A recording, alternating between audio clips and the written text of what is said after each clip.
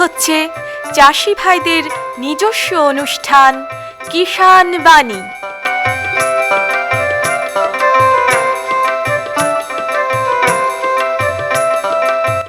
কৃষি, মাছ চাষ, প্রাণী সম্পদ উন্নয়ন, সমবায়, ফল চাষ, কৃষি প্রযুক্তি, পশুপালন, গ্রামোন্নয়ন এ সব কিছু জানতে শুনুন কিষাণ বাণী।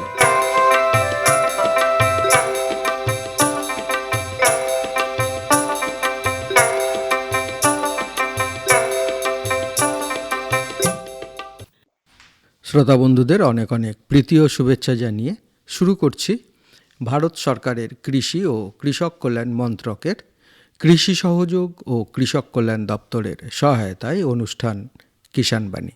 বন্ধুরা, আমরা যারা চাষবাস করি, বিশেষ করে আমরা যারা এই শীতকালে বা রবি মরশুমে যারা আমরা ডাল চাষ করব, আমরা তো চাষ করি চিরাচরিত পদ্ধতিতে। কেউ ছিটিয়ে বুনি, কেউ হয়তো লাইন সুইং করে বুনি, কিন্তু আমরা যে আশা করে আমরা ডাল চাষটা করি, আশানুরূপ কিন্তু আমরা ফলনটা পাই না। কিভাবে আমরা এই ফলনটাকে বাড়াবো, এই ফলনটা বাড়াতে গেলে আমাদের কি কি করণীয় দরকার, সেই বিষয় নিয়ে আজ আমরা আলোচনা করব। আর এই আলোচনার জন্য আমরা পেয়েছি জেলার কৃষি দপ্তরের সহকারী কৃষি অধিকর্তা অরিত্র সাহাকে। অরিত্রবাবু, আপনাকে আকাশবাণী মুর্শিদাবাদের পক্ষ থেকে নমস্কার। নমস্কার। সঙ্গে রয়েছি আমি কৃষ্ণেন্দু। যে কথা বলছিলাম যে আমরা তো চাষবাস করি, কিন্তু সেই চিরাচরিত পদ্ধতি মেনে কিন্তু আমরা এখনও চাষ করে যাই। বিশেষ করে এই ডাল শস্যের ক্ষেত্রে আমরা যদি বলি যে আমরা হয়তো ডাল চাষ করছি, কেউ হয়তো ছিটিয়ে বুনলেন, কেউ হয়তো কারোর সঙ্গে বুনলেন, সাথী ফসল হিসাবে বুনলেন, কিন্তু সেই হিসাবে আমরা যেভাবে ডাল চাষে খরচটা কম, কিন্তু উৎপাদনটাও কিন্তু অনেক বাড়ানো যেতে পারে। তো কি কি করলে আমরা এই ডালের উৎপাদনটাকে আমরা বৃদ্ধি করতে পারবো? প্রথমে একটু আমরা জেনে নেব যে এই ডাল চাষের জন্য কোন সময়টা সব থেকে ভালো উপযোগী চাষের জন্য। মূলত আমাদের পশ্চিমবঙ্গে দুটো মরশুমে ডাল চাষ করা যায়। আমি যদি মুর্শিদাবাদের নিরিখে বলি, তো আমাদের গঙ্গার যেটা পূর্ববর্তী ভাগ, সেক্ষেত্রে দেখবেন আমাদের এখানে বিশেষ করে ডোমকল, জলঙ্গি, রানীনগর, 1-2 বা ভগবানগোলা, লালগোলা, মানে যেগুলো পদ্মা তীরবর্তী যেগুলো বিভিন্ন ব্লক রয়েছে, সেক্ষেত্রে দেখবেন এখানকার মাটি হচ্ছে নদী পলিবাহিত। সুতরাং এই সমস্ত এলাকাতে খরিফ মরশুমে এখানে মাসকলাই বা কালো কলাইটা খুব ভালো হয়। এটাকে আমরা খরিফ ডাল বা খরিফ পালস বলি। এছাড়া মূলত আর বেশিরভাগ যেগুলো ডাল রয়েছে, দেখুন ছোলা বলুন, মুসুর বলুন, মুগ বলুন, মটর বলুন, অড়হর বলুন, এগুলো মোটামুটি আমাদের এখানে রবি মরশুম যেটা বা যেটা শীতকালীন মরশুম, সেখানে মোটামুটি চাষ হয়। মোটামুটি কার্তিকের মাঝামাঝি থেকে শুরু করে অগ্রহায়ণের মাঝামাঝি এই সমস্ত ডালের শস্যগুলোকে আমরা বপন করি এবং মোটামুটি এগুলো তো কোনো কোনো ক্ষেত্রে 80 থেকে 90 দিনের জলদি জাতও রয়েছে, আবার 120 থেকে 135 দিনের দীর্ঘদিনের জাতও রয়েছে। তো সেটা এলাকা ভেদে আমি ডালের পরে কি চাষ করব, এরকম অনেক কিছু ফ্যাক্টর, অনেক কিছু জিনিসের উপর নির্ভর করে যে আমি কী ধরনের জাত নির্বাচন করব।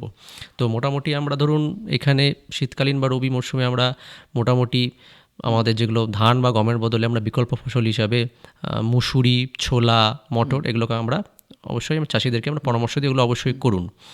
তো যেটা সমস্যা, মুসুরিটাই মানে সব থেকে বেশি হয়। হ্যাঁ, মুসুরি হয়, ছোলা হয়, হ্যাঁ, মটরটা হয়। তবে ছোলা মটরের ক্ষেত্রে একটু সমস্যা কী থাকে, একটু এক এলাকাতে একটু দীর্ঘ এলাকা জুড়ে চাষ না হলে অনেক সময় সেটা আশেপাশের এলাকার যেটা বাচ্চা ছেলে যারা খেলতে খেলতে আসে, তারা অনেক সময় সেটা খেলার অভ্যাসে সেটা খেয়ে ফেলেন। তো এই সামাজিক সমস্যাটা অনেক কৃষক ভোগ করেন, তবে এই সমস্যাটা মুসুরির ক্ষেত্রে নেই। তো আমাদের এখানে মূলত ফলন নিয়ে যে সমস্যাটা, তার পেছনে কয়েকটি ফ্যাক্টর রয়েছে বা কয়েকটি জিনিস রয়েছে। জিনিসগুলো আমরা একটু যদি ঠিকঠাকভাবে মেনে চলি বা একটু বৈজ্ঞানিকভাবে বিজ্ঞানসম্মত পদ্ধতিতে মেনে চলি, তো এই ফলন সংক্রান্ত সমস্যা আমরা ওভারকাম করতে পারবো। তো 1 নম্বর যেটা হচ্ছে জাত নির্বাচন, মানে ঠিকঠাক জাত আমাকে বেছে নিতে হবে। তার মধ্যে এখন বেশিরভাগ ক্ষেত্রে আমরা সরকারিভাবে বিভিন্ন প্রকল্পের মাধ্যমে NFSM রয়েছে, জাতীয় খাদ্য সুরক্ষা মিশন রয়েছে, রাষ্ট্রীয় কৃষি বিকাশ যোজনা রয়েছে, বিভিন্ন প্রকল্পে আমরা আমাদের ত্রিস্তরীয় পঞ্চায়েত ব্যবস্থার মাধ্যমে আমরা কিন্তু সার্টিফাইড বীজ, বিভিন্ন উচ্চ ফলনশীল বীজ আমরা দিই। এর বাইরেও যে সমস্ত একটা বৃহৎ কৃষক সম্প্রদায় রয়েছেন, তারা আমাদের যেগুলো লোকাল আমাদের রেজিস্টার্ড লাইসেন্সড সিড ডিলার রয়েছেন সেখান থেকে এই সমস্ত সার্টিফাইড জাত নির্বাচন করতে পারেন। তো আমি কয়েকটা জাতের নাম আমি বলে দিচ্ছি। মুসুরির ক্ষেত্রে সবথেকে এখন এই মুহূর্তে যেটা আমরা সরকারিভাবেও দিচ্ছি খুব ভালো ফলন, সেটা হচ্ছে পুষা আগেতি। এটার সার্টিফাইড বীজ আপনারা বিভিন্ন যেগুলো আমাদের রেজিস্টার্ড সিড ডিলার রয়েছে লাইসেন্স তাদের থেকে পাবেন। এখানে সারগাছি রামকৃষ্ণ মিশন আশ্রমে ধান্যগর কৃষি বিজ্ঞান রুদ্ধ রয়েছে, আমাদের পশ্চিমবঙ্গ সরকারের ডাল শস্য তৈলবীজ গবেষণা কেন্দ্র রয়েছে, এবং এই সমস্ত জায়গা থেকে কৃষকরা কিন্তু এর সার্টিফাইড বীজ পুষা আগেতির সংগ্রহ করতে পারেন। এছাড়াও একটু পুরনো বীজ রয়েছে WBL 77, আজাদ মসুর, এগুলো দীর্ঘদিন ধরে আমাদের এলাকায় চাষ হচ্ছে এবং এগুলোর ফলন অপেক্ষাকৃত ভালো। ছোলার ক্ষেত্রে বলতে পারি আমাদের পশ্চিমবঙ্গ সরকারের যে গবেষণা কেন্দ্র রয়েছে ডাল ও তৈলবীজ গবেষণা কেন্দ্র আমাদের বাবুল বোনা রোডে, মধুপুরে, বহরমপুরে, তো সেখানে কিন্তু বেশ কিছু আমাদের ছোলার জাত সেখানে উদ্ভাবন আমরা করেছিলাম। মহামায়া 1, মহামায়া 2, অতি সম্প্রতি 2018 সালে জাকি 9218 এই জাত, এগুলো কিন্তু খুব উচ্চ ফলনশীল জাত এবং বিশেষ ক্ষেত্রে কিছু রোগ প্রতিরোধ সক্ষম রয়েছে, এরকম জাতও কিন্তু এদের মধ্যে রয়েছে। আর মটরের মধ্যে এই ডাল ও তৈলবীজ গবেষণা কেন্দ্র থেকে বেরিয়েছে ধূসর, শঙ্কর নামে 2টি জাত। তো কৃষকরা কিন্তু এই জাতগুলো চাষ করে কিন্তু ফলনের দিক থেকে কোনোভাবে মার খাবেন না। তো জাতের বিষয় একটা গেল, তবে এই ক্ষেত্রে আমি কৃষক ভাইদের বলবো যে অবশ্যই বাজারে যদি সার্টিফাইড বীজ থাকে প্রথমেই চেষ্টা করবেন সার্টিফাইড বীজ কেনার। আমরা সার্টিফাইড বীজ চিনব কী করে? তার দুটো উপায়, একটা হচ্ছে সার্টিফাইড বীজে 2টি কার্ড থাকে, চাষিরা ভাইরা নিজস্ব ভাষায় এটাকে বলেন ডবল কার্ডের বীজ। একটা থাকে প্রডিউসার কার্ড বা উৎপাদক, যিনি উৎপাদন করছেন তার সমস্ত তথ্য সেই কার্ডে থাকে, আর একটা থাকে সার্টিফিকেশনের কার্ড, অর্থাৎ যে অফিসার সেটাকে সার্টিফাই করে দিচ্ছেন বীজটাকে। তো সেটা আকাশি নীল রঙের কাগজ হয় এবং সেখানে গভর্নমেন্টের অফিসার সার্টিফিকেশন বা বীজ সংশোধিতকরণ অফিসারের সই সিল থাকে, সেইটা দেখে অবশ্যই আপনারা কিন্তু সার্টিফাইড বীজ অবশ্যই সংগ্রহ করবেন। যদি সার্টিফাইড বীজ না পান সেক্ষেত্রে আমাদের TL বীজের দিকে যেতে হবে। তো অবশ্যই জাত নির্বাচনের ক্ষেত্রে এবং সার্টিফাইড বীজ লাগানোর ক্ষেত্রে এই জায়গাটায় কিন্তু আপনারা কোনো রকমের আপোষ করবেন না। দ্বিতীয়ত বিষয় থাকে হচ্ছে, ধরুন একটা বিষয় হচ্ছে যে আমরা ডাল চাষের ক্ষেত্রে আমরা সাধারণত কী করি, ধান কাটার পরে চাষ করছি। তো এর ফলে ধানে আমরা প্রচুর পরিমাণে জল ব্যবহার করি, বৃষ্টির জল হোক, সেচের জল হোক। এর ফলে কি হয়, মাটির মধ্যে যে সঞ্চিত রস বা ময়েশ্চার রয়েছে সেটাতেই আমাদের চাষ হয়ে যায়। সেক্ষেত্রে সেচের খুব একটা অসুবিধা হয় না। খুব বেশি সেচের যদি দরকার হয় সেক্ষেত্রে আমরা যখন সেটার ফুল আসছে বা শুঁটি আসছে সেই সময় আমরা একটা সেচ আমরা দিতে পারি, যাতে সে সময় কোনো ধরনের বীজের ছোট হয়ে যাওয়া বা চিটে হয়ে যাওয়া সমস্যাটা না থাকে। সারের ক্ষেত্রে আমরা বলবো, আমি একটা খুব কমন একটা রেট দিয়ে দিচ্ছি, মানে খুব এটার মধ্যে মোটামুটি ইউরিয়া, সিঙ্গেল সুপার ফসফেট এবং যেটা আমরা লাল পটাশ, তার ডোজটা আমি বিঘা প্রতি বলে দিচ্ছি। যার যেরকম জমি রয়েছে তারা এই হারে এই ডাল শস্যে এইটা প্রয়োগ করতে পারবেন। মোটামুটি আমরা ছোলা বা মুসুর বা মটরের ক্ষেত্রে মোটামুটি ধরুন যেটা হচ্ছে ইউরিয়া, সেটা হচ্ছে আমরা বিঘা প্রতি 9.5 KG, single super phosphate 50 KG মানে 1 বস্তা, আর MOP বা যেটা আমরা লাল পটাশ বলছি সেটা হচ্ছে 14 কেজি বিঘা প্রতি আমরা একটা কমন এটা ব্যবহার করতে পারি। এর অর্ধেকটা আমরা জমি যখন তৈরি করব মানে লাঙল দেব তখন একবার, এবং বাকি অর্ধেকটা হচ্ছে আমরা যখন ফুল আসছে বা বীজ বপন করার মোটামুটি 30 থেকে 40 দিনের মাথায় একবার চাপান হিসাবে দিলেই আমাদের যথেষ্ট।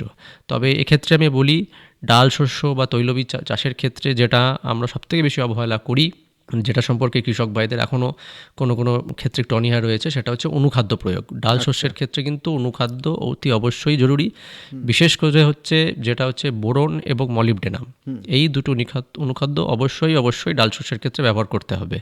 আমরা যদি কৃষি দপ্তর রয়েছে, AD office, local AD office থেকে মোটামুটি রবি মরশুমে আমাদের এখানে আমরা বোরন বিভিন্ন কৃষক প্রশিক্ষণ শিবির বলুন বা সরাসরিও দিই, এবং অ্যামোনিয়াম মলিবডেট যেটা বাজারে টোটোমলি নামে পাওয়া যায়, এই মলিবডেটও কিন্তু বিশেষ ক্ষেত্রে এই জাতীয় খাদ্য সুরক্ষা মিশন বা রাষ্ট্রীয় কৃষি বিকাশ যোজনা এই সমস্ত প্রকল্পের মাধ্যমে এবং আমাদের রাজ্য সরকারের যেগুলো প্রকল্প রয়েছে স্টেট ডেভেলপমেন্ট স্কিম, তার মধ্যে কিন্তু আমরা এগুলো দিই। এবং বোরনের ডোজটা এটা যে কোনো ফসলের ক্ষেত্রে সকল কৃষক বন্ধু মনে রাখবেন 2 গ্রাম প্রতি লিটার জলে, যেটা গাছে স্প্রে করার বোরন বলে, বোরন 20% 2 গ্রাম প্রতি লিটার জলে, এর 1 গ্রাম বেশিও নয়, এর 1 গ্রাম কমও নয়।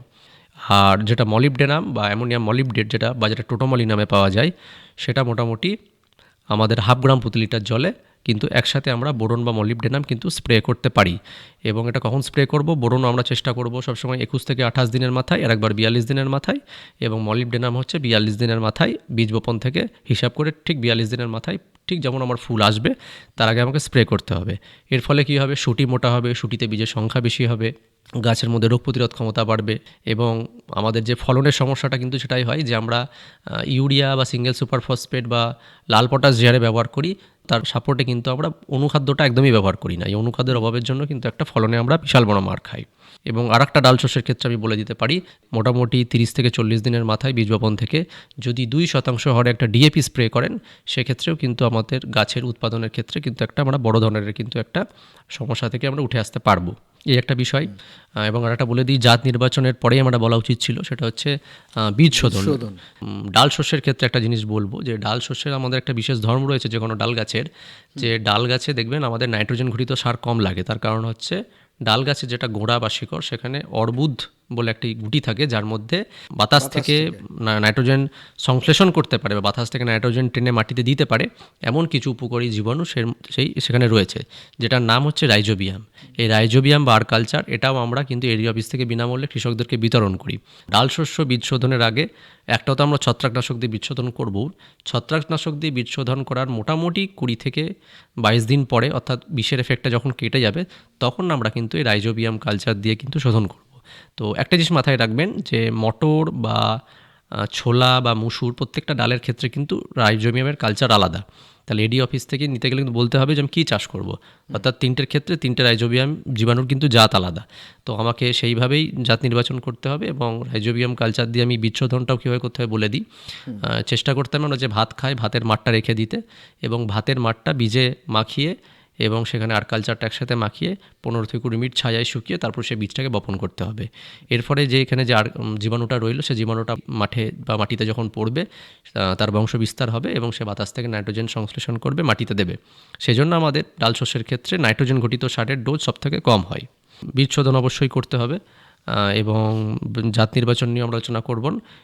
রোগ পোকা সংক্রান্ত যে বড়গুলো সমস্যা রয়েছে ডালের ক্ষেত্রে, রোগের ক্ষেত্রে যেটা সমস্যা হয়, ধরুন এটা শীতকালীন ফসল, এমন অনেক সময় হয় যে একটু মেঘলা ওয়েদার থাকে, কুয়াশা থাকে, 3-4 দিন ধরে রোদ ওঠে না, ভোরবেলায় নিহর পড়ে। এর ফলে কিন্তু চারা ঢলে পড়া রোগ, তারপরে হচ্ছে ধসা রোগ, ঠিক আছে, এই ধরনের রোগ, মরচে পড়া রোগ, হলদে কুটে রোগ, এই ধরনের বিভিন্ন ধরনের রোগ কিন্তু ডাল শস্যের ক্ষেত্রে দেখা যায়। তো এর মধ্যে ঢলে পড়া রোগ বা ধসা রোগ, এগুলোর ক্ষেত্রে আমি বলে দেবো বীজ শোধন তো আমরা করছি বিভিন্ন ডাইথেনিয়াম 45 পাউডার দিয়ে বা স্প্রিন পাউডার দিয়ে। এক্ষেত্রেও চেষ্টা করতে হবে আমাদের জোল গোত্রের যেগুলো ছত্রাকনাশক রয়েছে, প্রপিকোনাজোল, হেক্সাকোনাজোল, এই জোল গোত্রের যেগুলো ছত্রাক রয়েছে সেগুলো কিন্তু আমাদের যদি এই সমস্ত রোগ লাগে সেক্ষেত্রে আমরা প্রয়োগ করব। সব ক্ষেত্রে ডোজ মোটামুটি 1 থেকে 1.5 গ্রাম প্রতি লিটার, তার বেশি প্রয়োগ করা যাবে না। এবং চেষ্টা করতে হবে রোগটা যতক্ষণ থাকছে অন্তত 10 থেকে 12 দিন অন্তর সকালবেলা নিহরটাকে ঝরিয়ে ফেলার পর, একটা পাটকাঠি দিয়ে বা কাঠি দিয়ে একটা নিহরটা ঝরিয়ে ফেলার পরে তারপরে স্প্রে করতে হবে। এবং 9টার আগে স্প্রে করতে হবে, কারণ খুব কড়কড়ে রোদের মধ্যে স্প্রে করলে কিন্তু গাছে ঝলসে যাওয়ার একটা সম্ভাবনা থাকে, যেহেতু এগুলো একটা বিষ, একটা বিষক্রিয়া থাকে। এবং যদি আমরা বিকেলে স্প্রে করি তাহলে কিন্তু 4টেই বা 3:30 পর যখন রোদের তেজটা কমে আসছে তারপরে আমরা স্প্রে করতে পারি। তো বিকেলের দিকে স্প্রে করার একটা সুবিধা হচ্ছে সেক্ষেত্রে নিহরটা থাকে না। নিহর থাকলে সেটা ভোরবেলায় নিহরটা ঝরিয়ে স্প্রেটা করতে হবে। আর হলদে কুটে রোগের ক্ষেত্রে আমি বলে দিই, এটা মূলত আমাদের যেগুলো শ্যামা পোকা, জাপ পোকা রয়েছে, তারা কিন্তু এই কুটে রোগের কিন্তু ভাইরাস বহন করে। সুতরাং ভাইরাসের কোনো সেরকম ওষুধ হয় না। আমাদেরকে এই রোগ কন্ট্রোল করতে গেলে অবশ্যই কিন্তু এই বাহক পোকাগুলো কন্ট্রোল করতে হবে। সেক্ষেত্রে আমি একটা ওষুধের নাম বলে দিতে পারি, ডাইমেথয়েট। এটা 2 ml প্রতি লিটার জলে স্প্রে করতে হবে এই ধরনের শ্যামা পোকা, জাপ পোকা বা চিরুনি পোকা, যেগুলো শোষক জাতীয় পোকা, সেগুলোকে নিয়ন্ত্রণের জন্য। তবেই আমাদের এই হলদে কুটে রোগ আমরা নিয়ন্ত্রণ করতে পারবো। আর এমনি ক্ষেত্রে ডাল শস্যের ক্ষেত্রে যখন শুঁটি আসে তখন শুঁটি ছিদ্রকারী পোকার কিন্তু একটা বিশাল বড় সমস্যা দেখা যায়, যে সেটা শুঁটিকে ফুটো করে ভেতরে গিয়ে লাদাটা ঢুকে বসে থাকে। সেটারও কিন্তু আগে থেকে কন্ট্রোল নিতে হবে। এটার ক্ষেত্রে এখন সবথেকে বাজারে যে কম্পোজিশনের ওষুধ এসেছে সেটা হচ্ছে ইমামেকটিন বেনজয়েড প্লাস নোভালিউরন। তো এইটা কিন্তু বিভিন্ন কোম্পানি বিভিন্ন নামে বিক্রি করছে। অবশ্যই আমাদের কৃষি দপ্তরে যেগুলো রেজিস্টার্ড লাইসেন্স ডিলার রয়েছে তাদের দোকান থেকেই নেবেন এবং চেষ্টা করবেন একটু ভালো কোম্পানি নেওয়ার ক্ষেত্রে। সেক্ষেত্রে কিন্তু ভেজাল বা অন্য কিছুর চক্করের চান্স কিন্তু কম থাকে। এই একটা বিষয়। এবং ছোলা, মুসুর, মটর বা অন্যান্য ডাল চাষের ক্ষেত্রে সবসময় একটু চেষ্টা করবেন যে আমাদের শীতকালে অনেক সময় একটা অসময়ে একটা নিম্নচাপ হঠাৎ করে বৃষ্টি হয়ে যাওয়ার একটা চান্স থাকে। তো এই ধরনের যদি অসময়ে কোনো ধরনের বৃষ্টি হয় বা নিম্নচাপের হয়, অবশ্যই কিন্তু তারপরে নেক্সট যখন রোদ উঠবে অবশ্যই আমরা সেখানে জল গোত্রের কোনো একটা ছত্রাকনাশক অবশ্যই স্প্রে করি, কারণ এগুলোর ক্ষেত্রে এই কুয়াশা বা নিহট বেশি পড়লে বা একটা অসময়ে বৃষ্টি হলে কিন্তু একটা বিভিন্ন ধরনের যে রোগের ব্যাপারগুলো আমরা আলোচনা করলাম সেই রোগের কিন্তু আক্রমণের একটা সম্ভাবনা থেকে যায়। এটা তো আমরা চাষ পদ্ধতিটা জানলাম, মানে চাষ কিভাবে করব, কতটা কি ব্যবহার করব, কি সার দেব, কি ধরনের রোগ হলে আমরা কি করব, কিন্তু যে চাষ করতে গেলে যে পদ্ধতিটা, মানে কি বোনার পদ্ধতিটা, এটা অনেক কৃষকই এটা ধানের পরে, ধানের কাটার পরে নাড়ার মাঝখানে ছিটিয়ে দেন পয়রা ফসল হিসাবে। তো মূলত যেটা চেষ্টা করতে হবে, আমাদের এখন বিভিন্ন ধরনের যে কৃষি যান্ত্রিকীকরণ প্রকল্প রয়েছে পশ্চিমবঙ্গ সরকারের, তো সেই কৃষি যান্ত্রিকী প্রকল্পে হ্যাপি সিডার বলে একটা মেশিন পাওয়া যায়, ঠিক আছে, যেটা ট্রাক্টর পিছনে লাগানো চালিয়ে যাওয়া যায়। এই হ্যাপি সিডার মেশিনের মধ্যে কিন্তু আপনারা এই বীজ বা সার একসাথে নিয়ে কিন্তু প্রয়োগ করতে পারেন, কারণ সেখানে পাইপের মাধ্যমে বীজগুলো একটা নির্দিষ্ট সারিতে পড়ে এবং সেখানে পাইপের মাথায় একটা ফলা লাগানো থাকে, যেটা আস্তে আস্তে জমিটাকে পুরো আঁচড়ে একটা জমিতে একটা ফাল করতে করতে যায় এবং বীজটা সেখানে পড়তে যায়। তো অবশ্যই আমরা চেষ্টা করবেন ডাল বা তৈলবীজের ক্ষেত্রে সারিতে বোনার। সারিতে বীজ বোনার একটা বড় সুবিধা হচ্ছে যে আপনার বীজ কম পরিমাণে লাগছে, দুটি গাছের সারির মাধ্যমে একটা ফাঁক থাকে, ফাঁক থাকলে সেখানে রোদ বায়ু চলাচল এটা খুব ভালো হয় এবং রোদ বা বায়ু চলাচল হয়ে গেলে আমাদের মাটি থেকে যে সমস্ত রোগ পোকার সমস্যাগুলো হয় সেগুলো থেকে আমরা অনেকটা কাটিয়ে উঠতে পারি।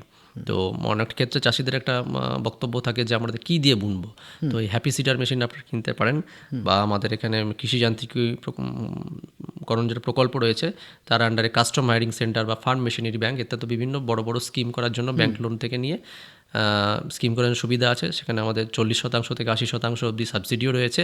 তো আপনারা কিন্তু আপনাদের লোকাল যিনি এডিএ অফিস রয়েছে বা কৃষি অধিকর্তার অফিস রয়েছে সেখানে গেলে তারা কিন্তু বিস্তারিত বলে দেবে যে আপনারা কীভাবে সাবসিডিতে এই ধরনের মেশিন কিনতে পারবেন। আর আগাছা দমনটা কিভাবে করব আমরা? আচ্ছা, আগাছা হচ্ছে সারিতে যদি আমরা বীজ বপন করি সেক্ষেত্রে আমরা আগাছা দমনটা খুব সহজ হয় এবং এক্ষেত্রে চেষ্টা করতে হবে যে আগাছা দমনের ক্ষেত্রে বা হার্বিসাইডের ক্ষেত্রে দু ধরনের আমাদের হার্বিসাইড হয়। একটা হচ্ছে যে ফসলের বীজ অঙ্কুরিত হবে তারপরে স্প্রে করতে হয় যখন গাছের 2 থেকে 3 পাতা অবস্থা হবে চারা গাছ, আর একটা হয় যে ফসলের বীজ অঙ্কুরিত হওয়ার আগেই, ঠিক আছে। তো সবসময় চেষ্টা করতে হবে, এখানে আরও একটি ভাগ রয়েছে, সেটা হচ্ছে কিছু এমন হার্বিসাইড রয়েছে যেগুলো শুধুমাত্র ঘাস জাতীয় আগাছাকে দমন করে, কিছু হার্বিসাইড বা আগাছানাশক রয়েছে যেগুলো শুধুমাত্র চওড়া পাতার আগাছানাশককে কন্ট্রোল করে। তো এখানে আমাদের যে কোনো ফসলের যদি আমরা ডাল দেখি, যে কোনো গোত্রের ডাল হচ্ছে চওড়া পাতার আগাছানাশক। তো এক্ষেত্রে কিন্তু আমরা চওড়া পাতার আগাছানাশক ব্যবহার করব না, যেগুলো ঘাস জাতীয় আগাছাকে কন্ট্রোল করে সেই ধরনের আগাছানাশকই সেখানে আমরা প্রয়োগ করব। আর একটা বিষয় দেখা যায় যে কৃষক বন্ধুদের মধ্যে তোলার সময় সেটা গাছ শুদ্ধে কৃষকরা তুলে ফেলেন, তো এই তোলার যে পদ্ধতিটা, এই পদ্ধতিটা যদি যেটা হচ্ছে আমাদের হচ্ছে দেখবেন মাল্টিক্রপ থ্রেসার মেশিন বেরিয়ে গেছে। তো গোটা গাছ তুলে আমাদের থ্রেসার মেশিনে দিয়ে দিলে আমাদের কিন্তু ঝাড়াইয়ের কাজটা খুব সঙ্গে সঙ্গে হয়ে যায়।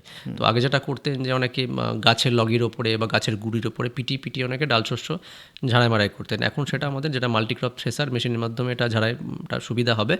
এবং এখন বর্তমানে যে হারভেস্টার মেশিনগুলো রয়েছে সেগুলো কিন্তু ডাল শস্য কাটার পক্ষে উপযুক্ত নয়, সেক্ষেত্রে কৃষকদের এখনো পুরনো হাতে কাটা পদ্ধতিটাই আমাদেরকে অবলম্বন করতে মানে শিকড়টা মাটিতে রেখে, কারণ শিকড়ে তো একটা থাকে, একটা নাইট্রোজেন থাকছে। এবং চেষ্টা করতে হবে যে ঝাড়াইয়ের পরে যে আমাদের ভুসিটা তৈরি হচ্ছে সেই ভুসিটা আমরা যদি কম্পোস্ট সার হিসাবে সেটাকে ব্যবহার করতে পারি, সেটাকে নাড়া হিসেবে না পুড়িয়ে, সেটাও কিন্তু অনেক বেশি আমাদের পরিবেশের পক্ষে উপকৃত হবে। তাহলে বন্ধুরা, এতক্ষণ আমরা ডাল চাষের বিভিন্ন দিক নিয়ে আমরা আলোচনা করলাম, বিশেষ করে কিভাবে আমরা ডাল চাষ করলে আমরা আমাদের যে কাঙ্ক্ষিত যে ফলন সেই ফলন পেতে পারি, এই বিষয়ে এতক্ষণ আমরা আলোচনা করলাম। এর বাইরেও যদি আপনাদের কোনো কিছু জিজ্ঞাসা থাকে বা জানতে আপনারা চান, তাহলে কিন্তু আপনারা আপনার ব্লকের যারা এডিএ অফিস আছে, এগ্রিকালচার দপ্তর আছে, মানে কৃষি দপ্তর আছে, সেখানে গিয়ে আপনারা যোগাযোগ করে নিতে পারেন। এতক্ষণ আমরা এই বিষয়ে আলোচনা করলাম, আর এই আলোচনার জন্য আমরা পেয়েছিলাম জেলার কৃষি দপ্তরের সহকারী কৃষি অধিকর্তা অরিত্র সাহাকে। অরিত্রবাবু, আপনাকে আমাদের তরফ থেকে এবং কৃষক বন্ধু শ্রোতা বন্ধু প্রত্যেকের তরফ থেকে অসংখ্য ধন্যবাদ। নমস্কার। ধন্যবাদ। हर जोखिम से निकल कर फसल आए, सुरक्षित हो जाए, फसल बीमा से संकट के समय प्रधानमंत्री फसल बीमा योजना किसानों के लिए वरदान है। अब सूखा पड़े या बाढ़ आ जाए कोई डर नहीं। अब ओले पड़े या कीट पतंगे फसल खा जाए कोई फिक्र नहीं, क्योंकि हमने लिया है प्रधानमंत्री फसल बीमा। बुआई से फसल कटाई तक हर जोखिम का दावा, न्यूनतम प्रीमियम पर अधिकतम भुगतान का वादा। योजना से हर साल जुड़ रहे हैं 5 करोड़ से ज्यादा किसान। अब आपकी है बारी। नजदीकी कृषि कार्यालय, सहकारी समिति, बैंक शाखा, अधिकृत बीमा कंपनी या जन सेवा केंद्र में स्वेच्छा से करा सकते हैं पंजीकरण। फसल बीमा पोर्टल या फसल बीमा ऐप द्वारा भी कराया जा सकता है पंजीकरण। प्रधानमंत्री फसल बीमा योजना, आपकी फसलों का संपूर्ण सुरक्षा कवच। कृषि एवं किसान कल्याण मंत्रालय, भारत सरकार। পরবর্তী প্রসঙ্গে যাওয়ার আগে আসুন শুনি লোকগীতি, শিল্পী গীতা চৌধুরী।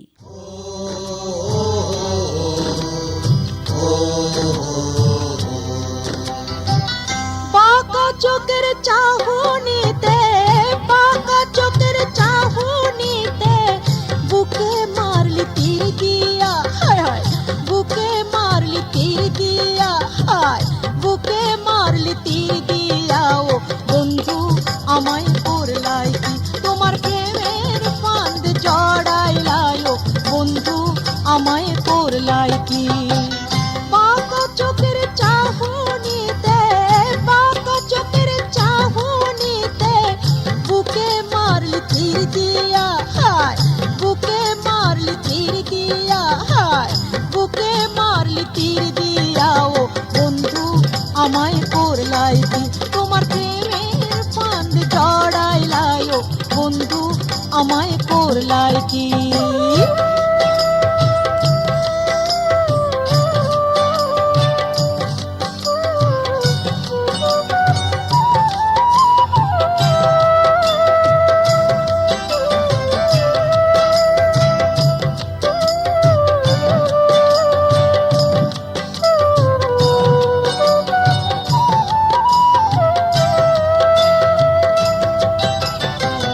ছিলাম ঘরে একা বসে কোথা থেকে আসিয়া, ছিলাম ঘরে একা বসে কোথা থেকে আসিয়া।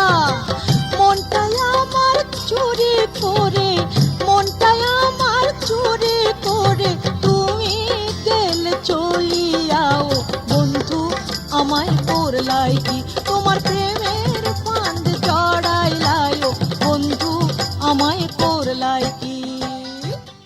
এতক্ষণ শুনলেন লোকগীতি, শিল্পী গীতা চৌধুরী। प्रधानमंत्री किसान मान धन योजना, मिलेगा पेंशन का सहारा, कृषक न होगा बेसहारा।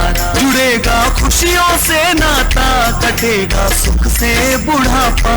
सुरक्षित होगा अन्नदाता, सुरक्षित होगा अन्नदाता। प्रधानमंत्री किसान मान धन योजना से लघु सीमांत किसानों का भविष्य होगा सुरक्षित और 60 वर्ष की आयु से 3000 रूपए मासिक पेंशन होगी सुनिश्चित। 55 रूपए से 200 रूपए की मासिक किश्त देकर प्रवेश कर सकते हैं। 18 से 40 वर्ष तक के किसान इस अंशदायक योजना में सरकार देगी बराबर का योगदान। सभी किसान भाई बहन इस योजना के लाभ के लिए जन सेवा केंद्र में जाएं और अपना निःशुल्क नामांकन कराएं। प्रधानमंत्री किसान मान धन योजना, अन्नदाता के परिश्रम को संबल, पेंशन से सुरक्षित उनका कर। कृषि एवं किसान कल्याण मंत्रालय, भारत सरकार द्वारा जनहित में जारी। এখন শুনবেন স্টুডিওর বাইরে থেকে রেকর্ড করে আনা অনুষ্ঠান। নমস্কার বন্ধুরা, আজ আমরা এসে উপস্থিত হয়েছি বড়োয়া ব্লকের সোনাভারুই গ্রামে। আর এই গ্রামে এসেই আমরা পেয়েছি একজন গোপালককে। ওনার এই গোপালন সম্পর্কে তার যে অভিজ্ঞতা, সেই অভিজ্ঞতার কথা শুনবো, কিন্তু তার আগে একটু পরিচয় করে নিই। আসুন, আপনার নাম? আমার নাম জ্ঞানরঞ্জন ঘোষ। জ্ঞান রঞ্জন ঘোষ, বাড়ি সোনাভারুই, সোনাভারুই, পোস্ট তারাপুর। বয়স কত আপনার? আমার প্রায় 70 বছর বয়স। 70 বছর বয়স। আমি করেন? প্রথম থেকেই হয়তো বাইরের সংসারের মধ্যে ছিলাম, তারপর বড় হলাম, একটু সামান্য সামান্য লেখাপড়া শিখলাম। কতদূর পড়াশোনা? ক্লাস 7-8 পর্যন্ত। 7-8 পর্যন্ত পড়াশোনা করলে? 1964-65 সালে স্কুল ছেড়েছি। তারপরে চাষবাসে নেমে গেছে। মানে জমি জায়গা আছে নাকি? হ্যাঁ, জমি যেখানে ওই যা আছে বললাম। কতটা আছে জমি? ওই 10 থেকে 12 বিঘে। 10-12 বিঘে। আর কি আছে? আর গরু দেখাশোনা করি। গরু আছে? হ্যাঁ, গরু আছে। আচ্ছা, কতগুলো গরু আছে? 10 থেকে 12টা। 12টা ছাই মায়ে 12টা আর কি। ছাই মায়ে 12টা।